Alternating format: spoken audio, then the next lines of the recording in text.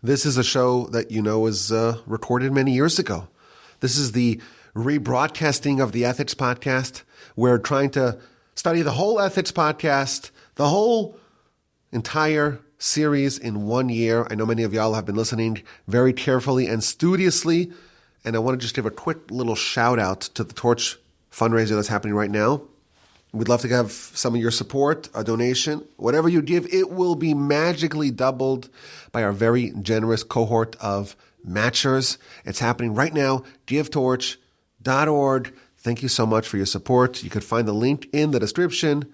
Enjoy the podcast. Enjoy the ride of going through the whole book of ethics of Pirkei Avos in 2025. And my email address is, should you choose to email me, rabbiwolbe@gmail.com. And that's not where you'll find the fundraiser. That will be found at givetorch.org. Link is in the description. Thank you so much. We're up to chapter 2, Mishna 17. It's a very short Mishnah, but I think it has one of the most important ideas, or maybe a very general idea that applies to all of Torah. And I'll read it quickly, and we'll go through a little bit of the character of Rabbi Yose, and then we'll dig in. Rabbi Yose Omer. Rabbi Yose says, this again is one of the 5 primary disciples of Rabbi Yochanan ben Zakkai that we've been discussing in the previous several Mishnahs. Yihi mamon chavercha chaviv alacha kishalcha. Let the money of your fellow man be as dear to you as your own. V'hastin atzmecha lilmod Torah. Apply yourself to study Torah. She'ena yerushalach, because it's not an inheritance for you. V'chol ma'asecha yihiyu l'shem shamayim, and let all your deeds be for the sake of heaven. So Rabbi Yose, he is known in the Talmud as Rabbi Yose HaKohen, Rabbi Yose the priest. There are very few teachings of his that are preserved in the Talmud and the Mishnah. There is one interesting episode where him and a colleague and Rabbi Yehoshua were traveling along the way, and they were discussing matters of Kabbalah, matters of the account of the Merkava, the chariot, which is a reference to the most Kabbalistic ideas. And the Talmud records that they were on the way and they're traveling and they're talking about matters of Kabbalah. And even though it was the middle of the summer, it started like a recreation of the Mount Sinai experience. It started raining and all the angels were gathering around to listen to them. Very dramatic story. That's the one episode we're told about him in the Talmud. But he was one of the primary students of Rabbi Yochanan ben Zakkai, and he teaches us this very succinct, but I think very powerful Mishnah. So let's go through it one by one. The first thing, maybe the most difficult one, is that let the money of your friend be as dear to you as your own money. I have a policy not to talk politics, but the idea of the debt and the deficit, they come up, especially from the opposition party, whichever party that may be. There's that big sign in New York with how much money that the United States government is in debt. But I was thinking, this really does not move. Nothing happens on this front until it's too late and you have to go into austerity because you can't finance your debt. But people don't care about this, or they care about it theoretically, but not in a practical way, because it's someone else's money. It's not their own finances. If they go into debt, God forbid they go into a deficit, they're in their family's finances, that matters. That bothers them. If it's someone else's, it's the government, it's other taxpayers, whatever, that doesn't matter to them. So I was thinking to do a thought experiment. If I were to offer the average random guy in the street, I'd offer them, I'm going to give you $100 in exchange for the United States government going another $1 trillion into debt. Would the average citizen take the deal? And I don't know what the answer is. I wonder how many people would take the deal, because $100 for me may mean more than $1 trillion for other people. I was thinking, with the health insurance marketplace, right? One of the problems with why health insurance or health care is so expensive, regardless of who pays for it, it's expensive, is because the way our system is designed is that the people who are making the medical choices are not the people who are paying for it. And they only pay for it in a roundabout way. And again, I'm not an expert in healthcare policy, things like that. But if you go to the doctor says, you want this test or that test, what's it going to cost me right now out of pocket? Nothing. Of course, you'll end up paying for it because you're raising the price of healthcare for everyone, and everyone ends up shouldering that burden. But this is this idea. People tend to be more economical, more frugal if it's coming out of their pocket versus when it's coming out of someone else's pocket. You know, if someone else is paying the bill, I think I'm going to order the steak. You know, if it's me, I don't know. I don't really need an appetizer. We'll go cheap. Why do we need to go to that restaurant? Can't we just make food at home? If someone else is paying for it, okay, that's okay. You know, so that's a tendency that we have here. Here we're told that this is what he's advocating, is that we should treat our friends' money the same way we treat ourselves. Don't have two policies. Well, if I'm paying for it, then this is what we're getting. If someone else is paying for it, okay, then we could run up the bill. This is his advice to achieve perfection, is to try to be as frugal and as economical and as thrifty with someone else's money the same way you would be with your own money, which again is one of the general themes that we see in the Torah, that you should treat others the way you treat yourself, love others as you love yourself, judge them favorably like you judge yourself favorably. And here we see, with respect to someone else's money, be careful with it just like it would be your own. Don't say, because it's a rental car, you know, we could rip it, or things like that. Try to be assiduous about someone else's things, someone else's property, someone else's money, the way you would be on your own. That's the first thing. The second teaching in the Mishnah is v'haskein atzmcha l'lmod Torah. Apply yourself, or literally prepare or fix yourself to study Torah, because it is not an inheritance for you. Someone might say, hey, my father was a great Torah scholar. My grandfather was a great Torah scholar. My great-grandfather was a great Torah scholar. I, naturally, will be a great Torah scholar. That's a mistake, because it's not something you get in inheritance. Inheritance you get for free. So your father dies, he was rich, he leaves you inheritance, you get it for free. Torah is not like that. Everyone begins their life with zero, they're ignorant, you have to learn, and no matter how much Torah was accessed in previous generations, you start from scratch. I'm in the middle of an amazing memoir written by Rabbi Israel Meir Lau, who was the former chief rabbi of the state of Israel from 1993 to 2003. In fact, his son, Rabbi David Lau, is the current chief rabbi of Israel. And he was one of the youngest prisoners in Buchenwald in the Holocaust. He was 8 when Buchenwald was liberated. And he stresses this point that he came from a lineage of 37 generations of rabbis. Over 1,000 years, uninterrupted. His father, his grandfather, his great-grandfather, his great-grandfather, etc., etc., etc., all rabbis from some of the big wigs of Jewish history. And of course, he comes out of the Holocaust and doesn't even read Hebrew, but he rises to become the chief rabbi of Israel, first the chief rabbi of Tel Aviv, chief rabbi of Israel. He's now the head of Yad Vashem, the Holocaust Museum. He's also a chief rabbi of Tel Aviv as well. His son is now the chief rabbi. An amazing story. Very, very powerful book, but a very stirring read. Very powerful. And like you read about like how like he was hiding in his brother's backpack in Buchenwald, and they said, okay, everyone throw all your stuff in the fire. So he had to jump out of the backpack. Crazy. And he's a little kid, and he's surrounded by all these men in this horrific conditions. And then he goes to Israel, and eventually he's adopted by his uncle. And I'm now at the stage where he's growing up, and now he's in his teens, and he's becoming a fantastic Torah scholar. Amazing narrative. I was thinking, like, he comes from 37 generations of rabbis. His father was renowned as the greatest rabbinic orator in Poland. An amazing orator. And he references this many times in the book, that people who hear him speak and heard his father speak, they say, oh, you have a little bit of your father's son. He's a great speaker, as his son is as well. Amazing, highly recommended, Out of the Depths. That's the name of the book. But I was thinking, like, you come from 37 generations of rabbis, and here what do we say? We tell them, apply yourself to study, because it's not an inheritance. Yes, maybe you're more predisposed, maybe you have certain gifts, but you are born ignorant. And if you want to become a great scholar, you have to apply yourself. You're not going to get it for free. It's not an inheritance for you. And now this is an interesting idea that we see throughout the Jewish literature about the subject of Torah greatness, that is very much a meritocracy. It's not something, if you're a Kohen, your kid's going to be a Kohen. If you're a king, you're King David, well, it's likely you're about to pass that on. those things are more passed on by family. Whereas the greatest crown of them all, the crown of Torah scholarship, is available for everyone. There's a very famous citation from the Rambam in chapter 3 of the Laws of Torah Scholarship, where he brings out this point. He says there's 3 crowns of glory in the Jewish nation.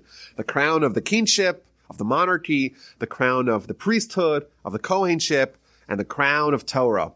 And the crown of monarchy was given to David and his family. And if you're not part of that family, nothing you could do to become part of that family and become a king. And if your father's not a Kohen, you're not a Kohen. No matter what you do, you don't descend from Aaron. You can't be a Kohen. However, the greatest crown of them all, the crown of Torah scholarship, is open for everyone. Whoever wants to come and grab it, it's yours. And he points out, interestingly, from the Talmud, that the Talmud has a question. We know that there's hierarchies. The Kohen gets the first aliyah, and there's certain honor that is accorded to people based upon their status. And the Talmud asks the question, what to do if you have a high priest, on one hand, the greatest spiritual leader of the Jewish nation, but he's ignorant in matters of Torah. On the other hand, you have a bastard, someone born from an illegitimate union, but he's a great Torah scholar. Which one of them is accorded more honor? And the Talmud says that the bastard, the mamzer Talmud Chacham, was a Torah scholar, he takes precedence over the high priest who is ignorant. Because this is earned. The Torah scholarship is earned. You don't get it as inheritance. It's a meritocracy. You have to earn it. You're on your own. That indeed warrants that the person who has that crown, who's the bearer of that crown, is given plaudits for his accomplishment. And finally, we read, V'chol ma'asecha yehiyu l'shem shamayim. Let all your deeds be for the sake of heaven. This statement is, by the commentators, they explain this really encapsulates everything that the Torah wants for us to achieve. That all our deeds, not just our religious, our ritualistic, our spiritual deeds, all our deeds should be for the sake of heaven. Of course, this is going to be a tall task, as we will see. So, all the commentators speak about it in their own style. But Rabbi Yose, for example, he says, even matters that are not mitzvos, and he gives a list: eating, drinking, sitting, standing, walking, going to sleep, marital intercourse, conversations, everything, things that are just things that people do, all the needs of your body, all that should be focused towards spiritual aims, towards matters of heaven, things that are going to bind you with the Almighty, with your spiritual half, or things that will lead to that. And he goes through one by one, eating and drinking. What does that mean? It means that your focus when you eat and drink should be that, even though it's something that everyone needs to do, everyone needs food, all bodies need food. So why are we making a spiritual deal about this? And the answer is that yes, in our world, we look at things in a binary way. There's the spiritual half and there's the physical half. What he's telling you is that really everything could be spiritual if you just focus it, if you direct it in a spiritual way. So he says, you eating and drinking anyhow. Everyone needs to eat breakfast, or some people skip breakfast. Everyone needs to eat food. Okay, but why are you eating food? Are you eating food because you need to eat food? And then you're making a platform for your body on its own, so to speak. Or you could say, hey, in order for me to do the will of God, in order for me to be a spiritually vital person, I need to have a body that is functional. And therefore I'm going to eat to enable my spiritual aims. That's really the goal of my life. By doing that just slight shift, what I did is I directed that my actions, all my actions, should be for the sake of heaven. And he goes through all your happenings, your sleep. You could sleep because, hey, sleeping is awesome. And you feel good, you feel invigorated. And everyone needs to sleep. Some people more, some people less, but everyone needs to sleep. All humans need to sleep. However, you could just reorient the objective. Why am I sleeping? I'm sleeping so I have strength, so I have energy to do what I really want, my spiritual aims of my life, and then you just transformed this physical activity into being spiritual, and you're upgrading that all your deeds should be for the sake of heaven. And he ends up with the bottom line, klalo shodavar, the bottom line, Chayav Adam Lasum Einav V'Libo Al Drachav. A person has to focus with his eyes and his heart on his ways and to evaluate and to weigh all his actions with the scale of the intellect. And if you see something that brings you closer to service of God, you should do it. And if not, you should depart from it. And this, I think, is a revolutionary idea that, and I think this is maybe the insight of Torah. And it's the fundamental idea of holiness, that it's not limited to things that are spiritual. It's a transformation of who you are and what you're living for. It's all for matters of holiness. So, for example, there's a Talmud in the book of Brachos on page 60 that says that there is one verse, a small Torah section, that upon which everything else hinges. And what's that? Bechol drachecha da'eo. It quotes a verse, in all your ways you should know God. And the commentaries point out that this specifically, it's not that you should know God. It's in all your ways. All your actions should be for the sake of heaven. All your ways should be directed at trying to foster a relationship with your spiritual self. And all of Torah really hinges on this point. This is the objective of all of Torah, to bring us, to recreate us, so to speak, in the spiritual mode, the spiritual modality. All our actions should be for the sake of heaven. There's a Ramban, and he takes this idea and applies it to a concept that we see many places throughout the Torah and Jewish literature, the idea called Avodas Hashem, or Eved Hashem. The word Eved means a servant. And we're told you're supposed to be a servant of God. That's an idea. In fact, there's a verse. The verse in the beginning of Deuteronomy says, Es Hashem Elokecha Tira, you should fear Hashem your God, Ve'oto ta'avod, and him you should service, you should work for. So the Ramban explains that what it means is that you should make yourself into, of course, this is, I want to just give a caveat. This is a very high level. Like, this is all of Torah. So obviously this is not something that I'm certainly not holding at this point. This is something which is something that we should maybe aspire to, or at least we should learn about and absorb on a intellectual level. But the way he explains it is that just like a servant is going to prioritize the will of the master, so too we should prioritize the will of our master in all of our actions, with eating, with drinking, everything that we need to do to maintain our body. That should be done in order to achieve that ultimate end. And what results is that a life that's entirely spiritual, a life where even the things, the activities that we share with the animal kingdom are done with the spiritual angelic twinge to it, or tinge to it, twist to it. And that transforms everything into holiness. It's not that, another deep point that we see with the commentaries here, it's not that, well, there's the spiritual realm and the physical realm, and let's bring some spirituality to the physical realm. It's actually a transformation of this physical realm, of the material realm, of the ephemeral realm, and creates that, infuses that with holiness. And this is, again, one of the central themes of Torah. That we're saying, like the Kedusha, the holiness, we want to create a replica of the spiritual world here on the high holidays, for example. One of the major motifs of the high holidays that we're amidst right now is trying to create parallels between humans and angels. The angels say this and we say this, and the angels say this and we say this. And that's something that appears dozens of times throughout the liturgy of the high holidays. That's the idea. That's the central idea, that our physical mundane world, which could be totally divorced from God, let's create that world as a replica of the spiritual world.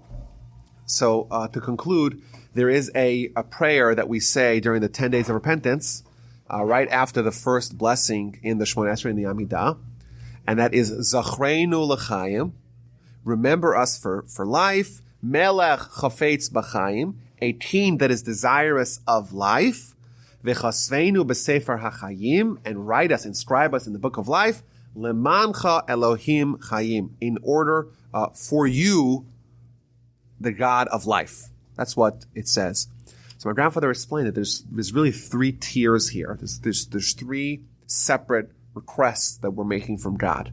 Number one, remember us for life, the king that's desirous of life.